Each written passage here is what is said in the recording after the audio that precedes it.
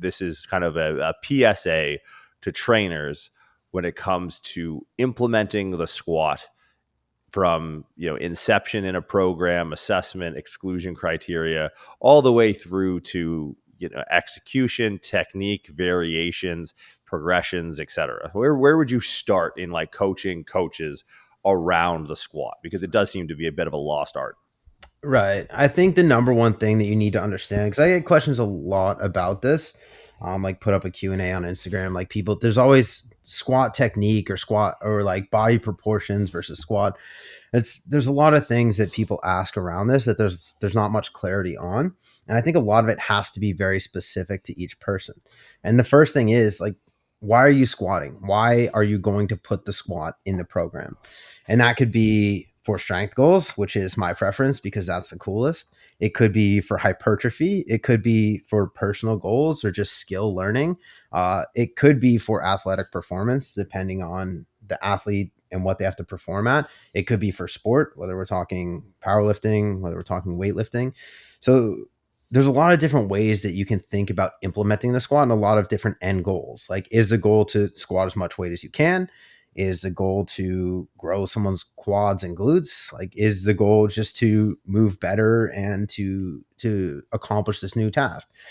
So I think the number one thing is you need to understand why someone is squatting, and then that's going to influence the way that you approach implementing the squat in their program. Like, for me, I think the essence of a squat is strength, right? So that's the approach that I'm going to take in this answer, because it would take forever if we answered it through all of those. We can kind of touch on all of those, but something you said earlier is there's this Venn diagram of people that are big being strong and people that are strong being big. And I think of it in the way that if you train hypertrophy, a side effect of growing your muscles is getting stronger. If you train strength, a side effect of getting stronger is growing your muscles. So it's kind of this positive reinforcement from one to the other. So they don't operate independent of each other. There is a connection between these two. And I think if you want to get better at either of these, like if you want to get better at being big, you need to get stronger or have some sort of focus on getting stronger. And if you want to get strong, you have to have some sort of emphasis on getting bigger as well. So that's kind of the vein in which I approach this for strength training or for hypertrophy as well. It's just the phase is just going to be a little bit different depending on who's putting it in, why they're putting it in, and when they're putting it in. But I think in terms of building a good squat, there's two sides to this. You need the physical capability in terms of range of motion, in terms of midline stability, hip stability, lower body stability. And then aside from that, you need to understand the skill of the squat. You need to know what you're trying to accomplish and build the coordination of the movement. So those two things can happen independently, and both of them are going to have a different implication on performance depending on the skill of that lifter.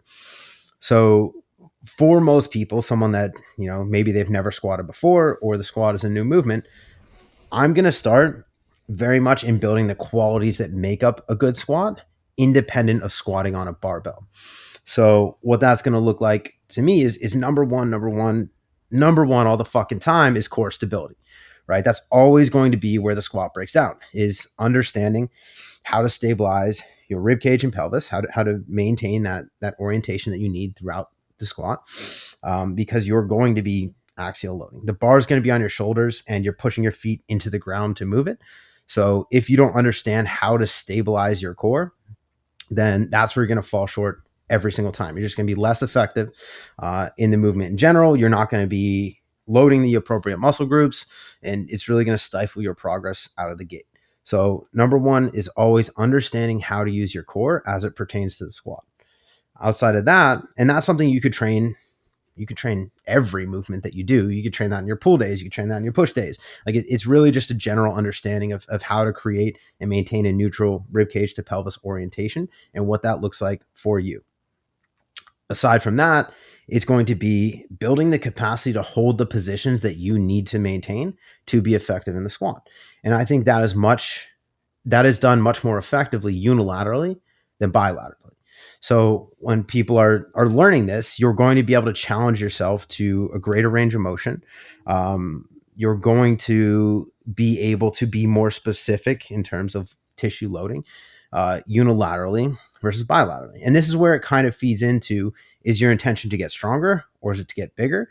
And it doesn't fucking matter, because either way, this is going to help you, right? It's going to help you perform on the barbell if you're trying to get stronger. And if you're going to get bigger, like I said, you can be more specific in the tissue that you're loading, and you can always load through a greater range of motion unilaterally versus bilaterally.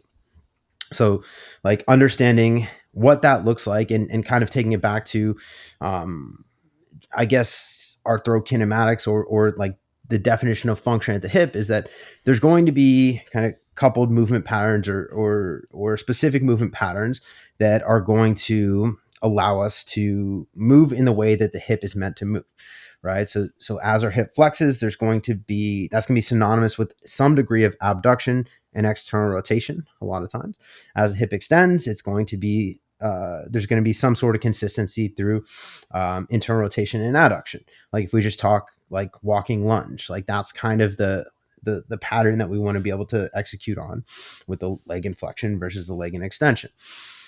So understanding the way that we need to be moving, I think, is part of this, and then moving in a way that's consistent with that, and then having loading parameters that allow you to stay in those positions and challenge you to increase your capacity to hold those positions, either for more time, if we're talking about building endurance to hold these positions, or against greater loads, if we're talking about actual strength to execute on these positions.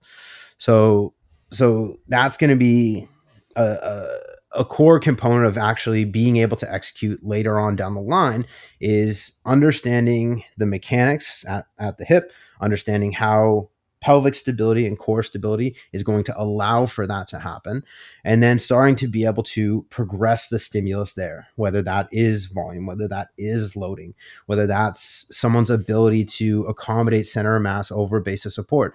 Those are all kind of key components that are going to allow them to have that proprioception, or kind of that subconscious understanding of, okay, I'm in good position versus I'm not in good position later on when you put a bar on their back. That exists. And then there's also the skill component of this, right? And that could be something that progresses over time, and exactly what that looks like. And I think loading parameter is the best way to progress that over time. But we're talking about understanding how to maintain a static rib cage to pelvis orientation, get the appropriate amount of flexion, rotation at the hip, flexion, rotation at the lower leg, so the knee and kind of through the tibia, while maintaining a non-displaced center of mass, right? Getting through basically lowering in the squat and then standing up in the squat in the proportions of hips to knees that we need to, without deviating center of mass, while keeping a very precise alignment in where we're pushing into the ground. That's going to be the skill component boiled down into like some big dumb words. So that can be done in different ways. And like I said, loading parameters, like, this is stuff that we talk about a lot in the level 1. We talk about a lot in like a lot of the in-person stuff that we do. And it's kind of a key component of what we teach at Prescript is understanding basic support and center of mass, and how we're deviating those things in a meaningful way, or how we're accommodating for those things in a meaningful way. And that's going to allow us to progress whatever stimulus that we're trying to dial up or dial back. So that could be something like a counterbalance squat. It could be like a counterbalance squat where you're holding on to a squat rack, where you're literally just learning how to get into the squat position, and then using that external support as a way, or as a means of deviation of center mass forward or back. So you're really just learning how to stay balanced as you go through that descent and then ascending back up in the squat. And I can progress to things like anterior load, posterior load, dumbbell, kettlebell, barbell, safety bar. Like there's a ton of different ways that we can dial in that variable to be the learning piece that someone needs in terms of understanding how to maintain a proper center of mass to allow them to express that force through their legs. I think that's kind of a high level explanation, but yeah, I'll pass it off to you. Yeah, I'm going to build around that, because there's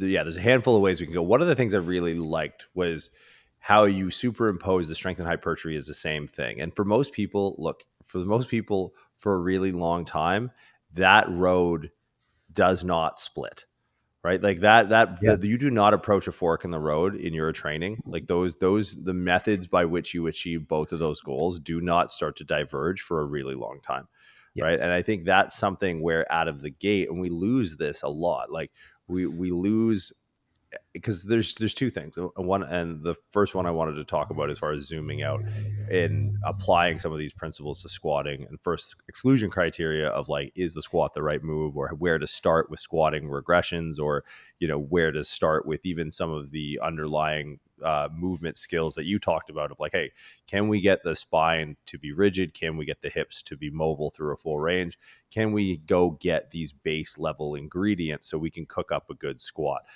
and do so in a way that's non-compensatory. And I think that's something where there's a real push, and I challenge trainers who want to give a shit about their job. Like there's this, the definition of fitness is from a biological perspective. And I was having a conversation with Broderick Chavez the other day, friend of the show. Maybe he's not, actually. I don't know. I don't want to put words in his mouth, but of someone I have a huge amount of respect for. And he's like, the word fitness means, and he's a biologist, and he's like, the word fitness means the ability of an organism to perform a particular task. And that, I think, in the grander sense of evolution and taxonomy and survival and all that, is like obviously 100% true. When we get into the nuances of lifting, and I think the nuances matter, because I think a lot gets lost in the overgeneralization, and there is an overgeneralized approach to introducing what are more complex movements to people who don't have a vast